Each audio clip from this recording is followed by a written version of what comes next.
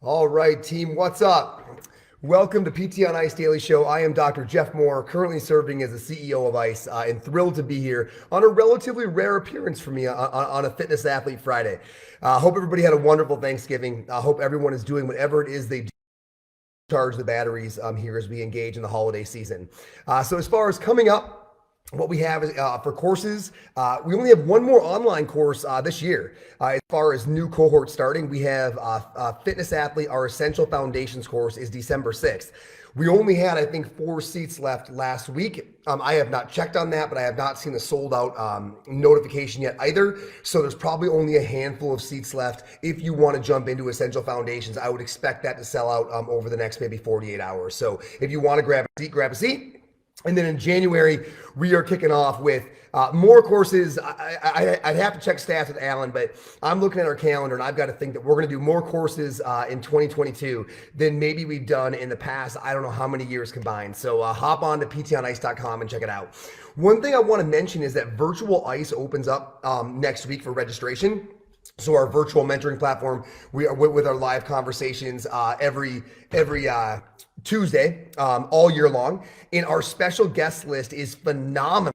So we've got Mark Goodman, who many of you might know from Wild Health, from Performance Genomics. Hey, what's up, Sean? We've got Mark Milligan from Telehealth, who's going to be talking about updates in that space. Mark Milligan, as all of you know, has been a real leader in the telehealth space for a long time now. So he's going to come on and update our platform on, where is that space reimbursement wise, legality wise, so many moving pieces in that area. Going to be great to have Mark's expertise on that. And then Daniel Jante, who again, many of you know from Denver Police Department and all the great work that Daniel's done with his team as far as saving the city of Denver money with their incorporation of physical therapy. It's an incredible area for us to be involved in. So Daniel's going to be on the platform explaining exactly what they do and how to get involved in maybe your local area in that space. So just some, in addition to all the great ICE faculty that are going to be on Virtual ICE, just some incredible conversations that are coming up soon. So if you want to jump into Virtual ICE, that window only opens a few times a year, and that's opening up next week. So Fitness Athlete Friday. So the topic of today's discussion is take one for the team. And I want to unpack that a little bit. So I spend a lot of time thinking about buy-in, thinking about compliance, thinking about value perception, right? Across physical therapy and the interactions within physical therapy. So whether it's here at ICE, at all of our courses, talking about maximizing our outcomes, whether it's in the onward space, out in the cash-based space, in communities, talking about obtaining patients, retaining patients, meeting their expectations, exceeding their expectations, whether it's at South College, explaining how foundationally important the relationship and belief is in eventual outcomes. I think we all agree at this point that when somebody believes something is going to work, it seems to work. And so I'm really obsessed with this idea of if that is so true, and if that really governs so much of our success and so much of whether or not people perceive value in what we do, what drives this belief? What really drives or makes somebody believe in someone else or something?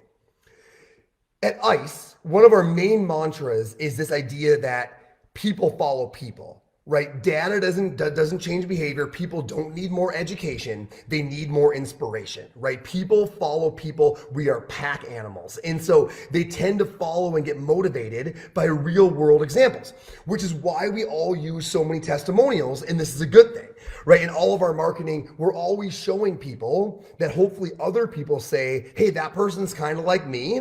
And look at how well they did. Maybe I could do well if I go there, etc. So we try to make these connections.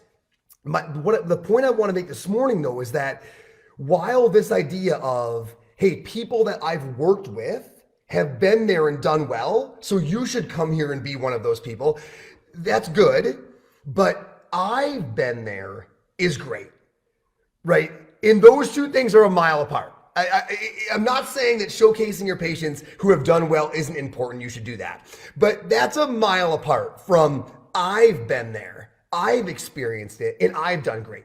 This is why we can relate so well to people who have went through similar things we've went through, and why when you go through something challenging, you tend to almost kind of naturally seek out that demographic to serve because that connection is so easy. The examples here are infinite, right? How many people who have had an ACL love to work with ACL rehab folks? How many gals who went through the postpartum stage and so many of the challenges of returning to sport, right? All the misinformation, just all the physical challenges, the mental, emotional challenges.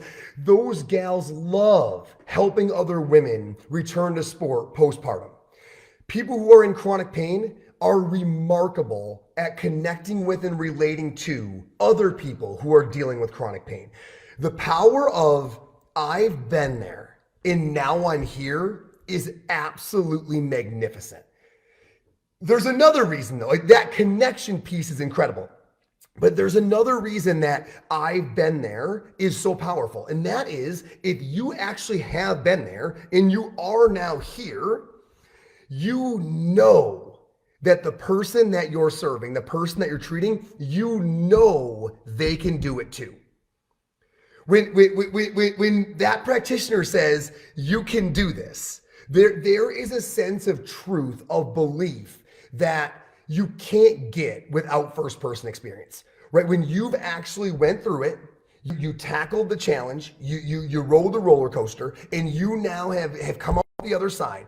When you look at someone starting that process and you say, listen, I've been there. I know how you're feeling, right? You can do this. I've done this. Your confidence in that statement cannot be manufactured any other way than actually going through it. Because of these two things, because when you go through a certain experience, your ability to relate, to be empathetic to someone doing the same, because when you make it through, your confidence in the approach that you're going to use for the person you're serving, for them to make it through, is so heightened and impossible to manufacture any other way. The point of this episode is I want to encourage clinicians to get hurt more often, which sounds a little strange, right? But I think it's a really important part of what we do. And I think that we are the right people to do it. We have a wonderful relationship with pain. Right? Those of us in this space have a very healthy psychological relationship with the issue that is nociception, with the phenomenon that is the pain experience. We are the right people to put ourselves through these experiences to come out on the other side and then have the two big things that I'm talking about. Number one, injuries are empathy equity. Empathy is all about trying to relate to something someone's going through. There is no better way to get there than to go through it yourself, right? There is no substitute for that. Injuries also build your belief in the approach that you use that you will now employ for their recovery. So your confidence elevates in the approach you're using, and we know that confidence increases outcomes. So because of those two things, I want to encourage all of us to be living in the speed wobble. Right? I want you pushing your boundaries, maybe a bit beyond those boundaries. Every tweak that you obtain, that you work through, develops those two foundational parts of your relationship skill set. You should be living in the speed wobble. To go a little further, you want to obtain every common injury in your area of expertise. That would be optimal. Right? To push yourself so far that you literally go through this stuff, coach yourself through recovery, develop both the empathy and the confidence that comes with that experience. Team, I treat a lot of people who have dealt with this is an emotional mile from I've dealt with this. I'm not talking about going out and obtaining life-risking injuries, but I am talking about pushing yourself so hard in the space that you want to become an expert in, that you definitely go through the hurdles that people who are doing the same thing as they engage in that space are likely to encounter. I am definitely talking about that. And there's one other, if that isn't enough, right? If having almost perfect empathy and having an elevated level of true confidence, two of probably the most important factors to gain outcomes and buy-in and satisfaction and all those things. If that isn't enough, there's another piece to this that might be the most important. It sells the long game. You going through these things your patients are now going through and coming out the other side and being a long ways removed from that sells the long game.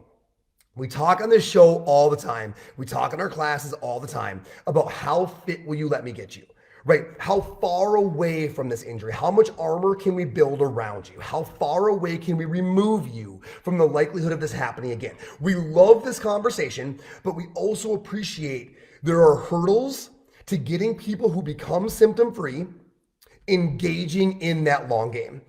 We have a lot of little hacks we've shared over the years, but I think this is one of the big ones because this person you're serving, knowing your experience with their injury, is very likely going to say, has it come back?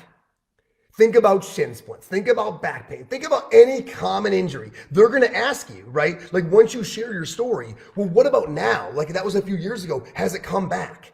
When you look at them and you say, oh gosh, no, I don't get that injury anymore.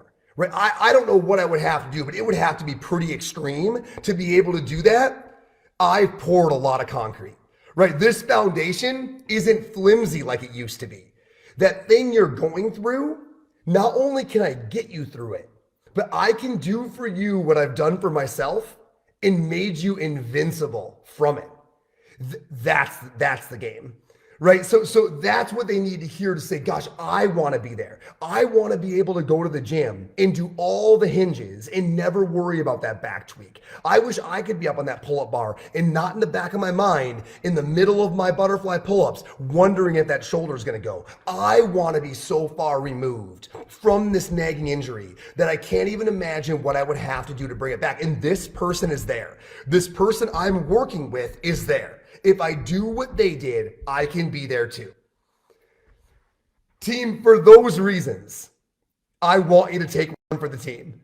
I want you to be willing to push yourself so far that you deal with these injuries and issues that other people who are trying to engage in fitness deal with, so that you can inspire confidence in them that you've went through it. You know what they're going through. You can have confidence in you that you've went through it and you know what they're going through and you know you can get them through it. And maybe most importantly, at the end of the day, when most plans of care would stop, you can say to them, what is your level of interest of you never experiencing this again? Because I know I didn't want to, and I know why I did what I did. Are you interested in playing that long game? How fit will you let me get you? Can I get you over here? Can I get you over here where I don't have to worry about those things when I go to the gym? Think about it. It's a little bit of an odd topic, but I think there's something there. And I think those of us who are willing to engage the most aggressively, if you will, in our areas of desired expertise, wind up with a little something that's different. And by different, I mean better. And I think it's the common injuries and the experience of getting through them and the ability to never have them come back again. Give it some thought. Let me know what you think. Team, have a great rest of your holiday weekend. We'll see you on the other side. I'm heading to South College Saturday. Can't wait to be down there for 10 days. I see a few of you South folks on here. Can't wait to be in person and being about it in the gym with you all at 5 a.m. Cheers, everybody. Have a great day.